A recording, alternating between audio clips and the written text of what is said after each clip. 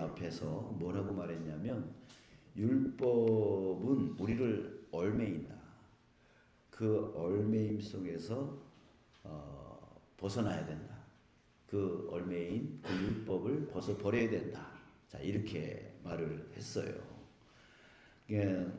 그래서 바로 예수 그리스도가 우리를 율법의 그 얼매임에서 구원하여 우리에게 자유를 주셨다라고 하는 말을 했습니다. 자, 그런데 자, 이렇게 말을 하니까 또 무슨 생각을 하게 되어지냐면 율법의 얼매임에서 벗어나야 된다고? 그러면 율법은 좋지 않은 거 아닌가? 율법이 필요 없는 거 아닌가?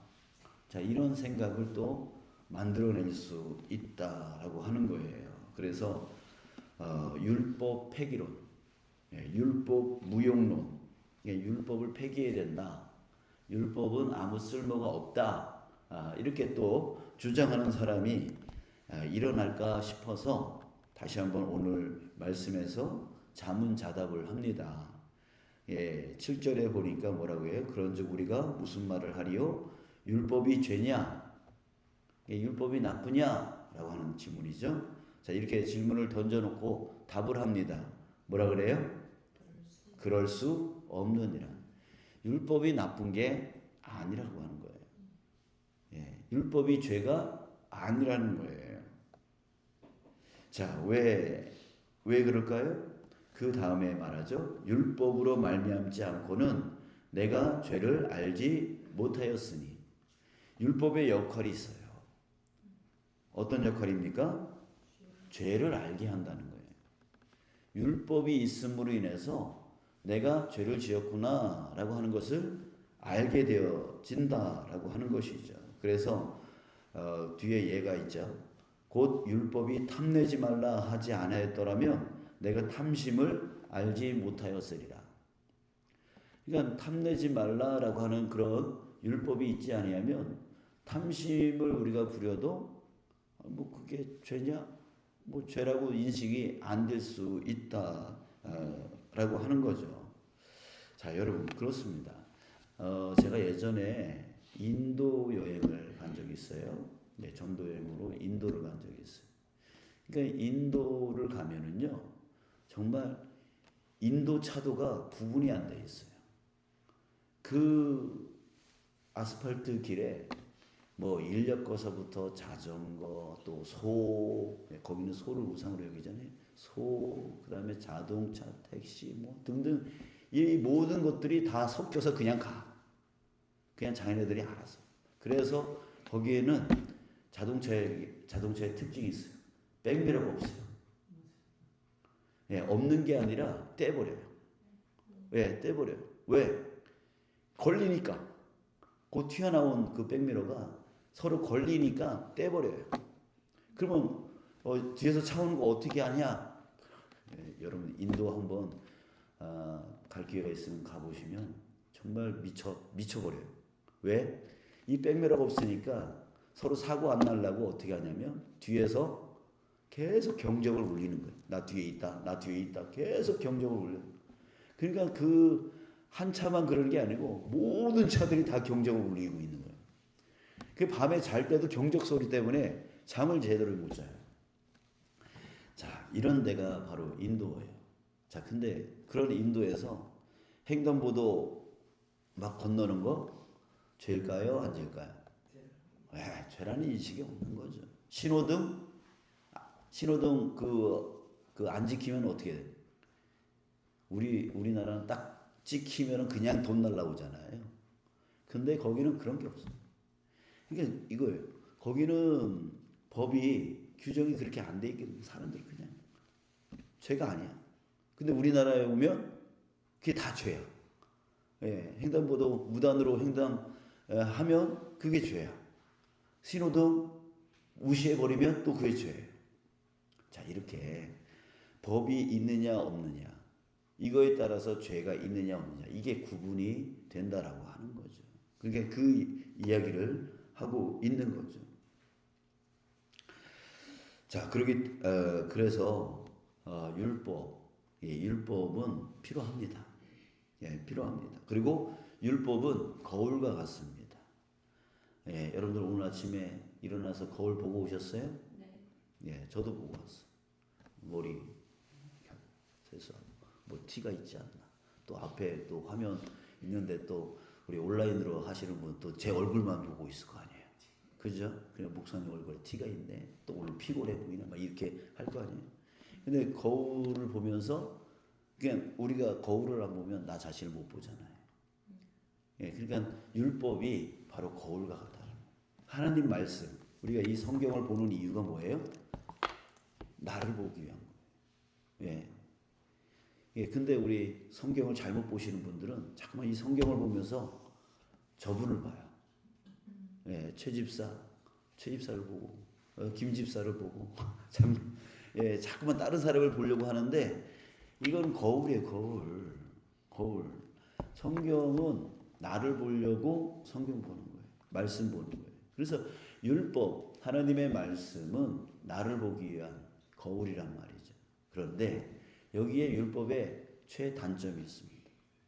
그러면 여러분 거울을 봤다고 해서 거울이 내 얼굴을 깨끗하게 해주나요? 아니죠. 그냥 알기만 하는 거죠. 알고 누가 씻어야 돼요? 내가 씻어야 돼요. 그잖아요.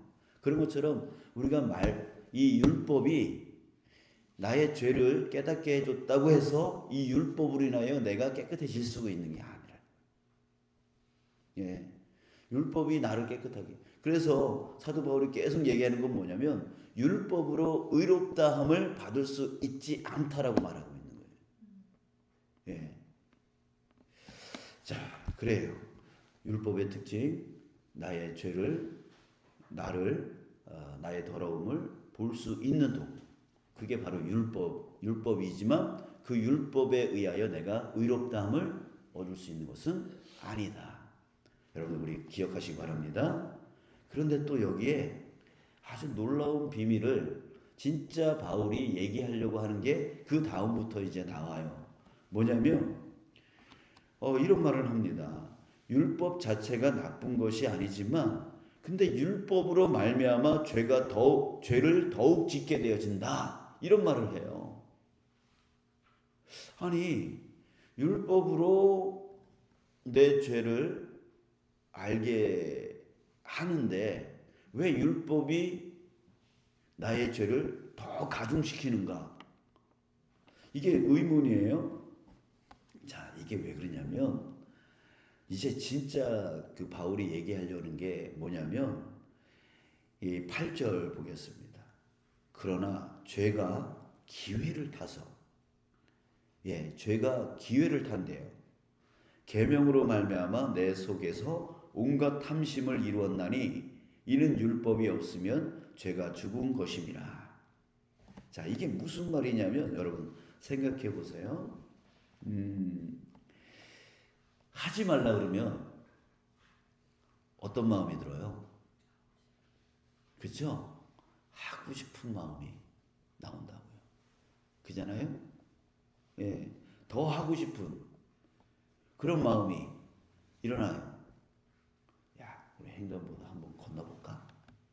왜 괜히 그렇게 하고 싶은 마음이 이 마음 안에서 나온다고요. 또 한번 보세요. 사도 바울의 예인데 사도 바울이요. 처음에 예수님을 만나기 이전에 그 율법을 갖고 뭐 하려고 그랬었어요? 율법을 이용해서 예수님을 추종했던 사람들을 뭐 하려고 했어요? 감옥에 가두고 또 스데반이 죽을 때에 그 죽는 것을 인정했던 그런 사람이었단 말이에요. 그 율법으로 말미암아 자기가 죄를 더 많이 지었다는 얘기예요. 그러니까 이게 아주 아이러니하죠. 율법으로 말미암아 죄를 짓지 말아야 되는데 사람이 그 율법으로 말미암아 오히려 속에서 더 이 탐하지 말라 하니까 더 탐심이 생기는 거예요. 그래서 그 법을 어기고 싶은 거예요. 그리고 또 그 법에 묶여가지고 또 다른 죄를 짓게 되어지는 거예요. 자, 이렇게 되더라는 얘기예요. 자기 얘기를 하고 있어요, 지금. 자, 왜 그러냐면, 문제는 뭐냐면, 율법이 문제가 아니라, 어디에 문제가 있냐면, 내 안에서 문제라는 얘기예요. 내 안에 있는 죄에 대한 욕망, 나 저 법을 어기고 싶은 그 욕망, 그 죄가 기회를 타서 나를 더 죄를 짓게 만든다는 거예요. 그걸 우리는 뭐라고 표현하냐면 죄성이라고 합니다. 죄성. 자, 여러분 한번 생각해 보세요. 하나님의 뜻을 따라가고 싶으세요? 하나님 뜻을 따라가고 싶지 않으세요? 쉽죠? 근데 따라가져요, 안 져요? 잘 따라가지지가 않는단 말이에요. 그러니까 지금 사도 바울이 얘기하는 게 뭐냐면 마음은 원이로되 육이 따라가지를 않는다는 거예요. 마음은 하나님을 정말 잘 따라가고 싶어. 근데 안 돼요. 제가 어떤 마음이냐면 유튜브 많이 보잖아요. 내가 이거 끊어야지. 이거 보지 말아야지. 그래서 하나님의 말씀을 한 자리라도 더 봐야지. 이런 마음은 있어요. 근데 또 뭐 하고 있어? 그거 보고 있어. 이런 마음들 있잖아요. 그러니까 이게 왜 그러냐 이거지. 왜 그러냐면 내 안에 그 죄성이 있기 때문에 자꾸만 죄를 향하고 싶은 그 죄를 향하고 싶은 마음이 계속 우리 안에 있기 때문에 그것이 문제다라는 거예요. 율법이 나쁜 게 아니라 우리 안에 그 죄성이 있는 게 문제다 이거. 그 얘기 하고 있는 것이죠. 자, 그래서 20절 자, 17절을 먼저 볼게요. 17절 함께 읽을까요? 시작. 이제는 그것을 행하는 자가 내가 아니요 내 속에 거하는 죄니라. 자, 내 속에 거하는 죄 때문에 바로 자꾸만 죄를 짓게 되어진다는 거예요. 20절 시작. 만일 내가 원하지 아니하는 그것을 하며 이를 행하는 자는 내가 아니요 내 속에 거하는 죄니라. 자, 이래요. 그러니까 내 안에 계속 죄가 나로 하여금 죄를 향하게 만드는 거예요. 나 나쁜 소리 하지 말아야지, 나쁜 말 하지 말아야지 하는데 또 나쁜 말을 하고 욕하고 비방하고 비판하고 비난하고 이런 말을 또 한다고요. 욕심 부리지 말아야지, 이거 하나님이 원치 않지라고 하면서도 또 사촌이 땅을 사면 또 배가 아파오기 시작해요. 이게 왜 그래요? 나는 원치 않는데 왜 자꾸만 그렇게 가요? 내 안에 내 속에 거하는 죄니라. 이 문제 때문에 그런 거예요. 그래서 21절 그러므로 내가 한 법을 깨달았노니 뭘 깨달았대요? 뭘 깨달았을까요? 곧 선을 행하기 원하는 나에게 악이 함께 있는 것이다. 이게 우리 안에 선을 행하고 싶은 마음과 그리고 악을 행하고 싶은 마음이 함께 공존하고 있다라고 하는 거예요. 공존하고 있다는 거예요. 그러니까 여러분 우리가 그것을 인정해야 돼요. 내 안에 선을 따라가고 싶어요. 선을 행하고 싶어요. 그러나 반면에 악을 행하고 싶은 마음이 함께 있다라고 하는 것이죠. 그래서 23절 볼까요? 내 지체 속에서 한 다른 법이 내 마음의 법과 싸워 내 지체 속에 있는 죄의 법으로 나를 사로잡는 것을 보는도다. 그러면서 24절에서 뭐라고 하냐면 오라 나는 공고한 사람이로다. 이 사망의 몸에서 누가 나를 건져내랴. 공고하대요.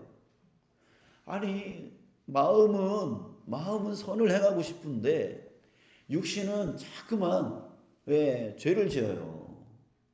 욕하고 싶지 않은데 욕이 나오고 화내고 싶지 않은데 자꾸만 화가 나오고 싸우고 싶지 않은데 사랑하고 싶은데 자꾸만 싸우게 되어지고 자꾸만 이런단 말이에요.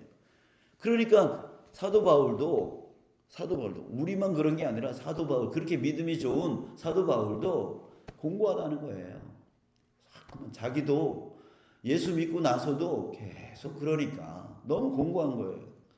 정말 완전하게 선을 행하는 자, 정말 완전하게 주님만 따라가는 자, 완전하게 그렇게 행하는 자 되어지고 싶은데 이게 안 되는 거죠. 그러니까 공고하다 그러는 거예요. 자, 여러분, 사도 바울 같은 사람도 공고한데 우리야 또 오죽하겠습니까? 예, 우리야 오죽하겠어요. 자, 그래서요, 여러분, 그래서 누가 필요한 거예요? 예수님이 필요한 거예요. 그리스도이신 예수님이 필요한 거예요. 공고하니까. 내가 내 힘으로 이 죄의 문제를 해결할 수 없으니까. 여러분, 예수님을 믿고 구원받은 지금도 여전히 우리 마음 안에서 막 전쟁이 일어나고 있지 않습니까? 마음은 이렇게 선을 행하고 싶은데 자꾸만 악이 드러나서 교회 안에서, 여러분, 세상 사람들은 교회를 천국으로 기대해요. 근데 막상 교회 들어오면 어때요? 서로 치고받고 싸우는 게 많아요. 왜 그래요? 천국이어야 될 교회가, 사랑이 넘쳐야 될 교회가 왜 이렇게 싸우죠? 여러분, 예수 믿고 나서도 우리 안에 그 죄, 이 바울이 얘기했던 선과 악이 그 함께 공존하고 있는 것 때문에 다들 물어보면 다 하나님 따라가고 싶다 그러죠. 근데 실제적인 삶을 보면 자꾸만 남 험담하는 거 좋아하고, 싸우고 다투고, 또 마음 상했다 그러고 막 이런단 말이에요. 이게 인간이에요.